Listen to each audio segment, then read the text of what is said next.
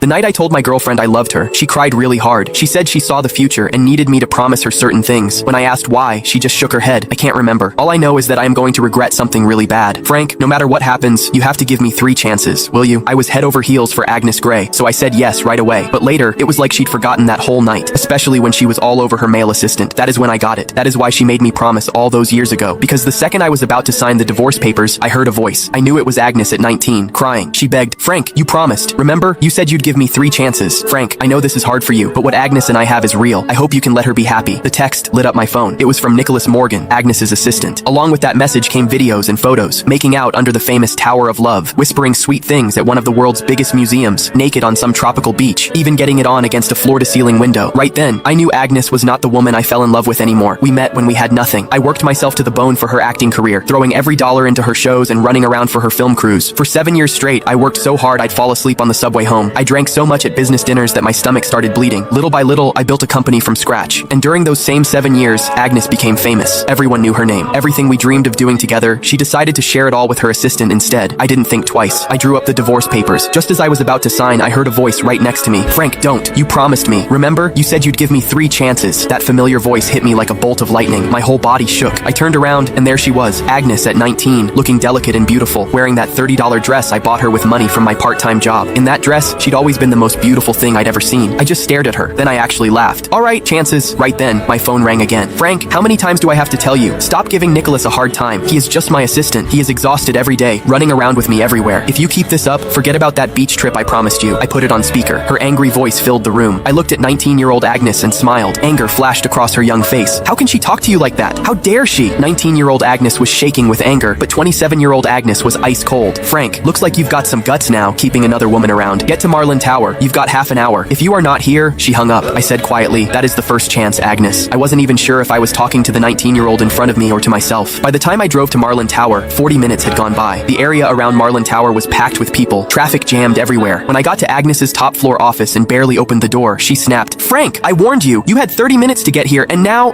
I cut her off, turned around, and flopped onto the couch like I didn't care. Nicholas was there too. He kept his head down, eyes all red, his right hand holding his left wrist. My attitude seemed to set Agnes off. She slammed her hand on the desk. Frank, what is with that attitude? You still won't admit you were wrong? But before I could say anything, Nicholas jumped in. Agnes, it is nothing really. Just a watch. Don't blame Frank. That just made Agnes angrier. But instead of yelling at him, she held back and softened her voice. How can you say it is nothing? He is so petty. He even tried to steal the birthday gift he gave you. Don't worry. I am not taking his side. Then she turned back to me, her voice sharp as a knife. Frank, I am giving you one last chance. Give Nicholas his watch back. I'd lost count of how many times this had happened. No matter how many times Nicholas set me up, no matter what I said, it never mattered.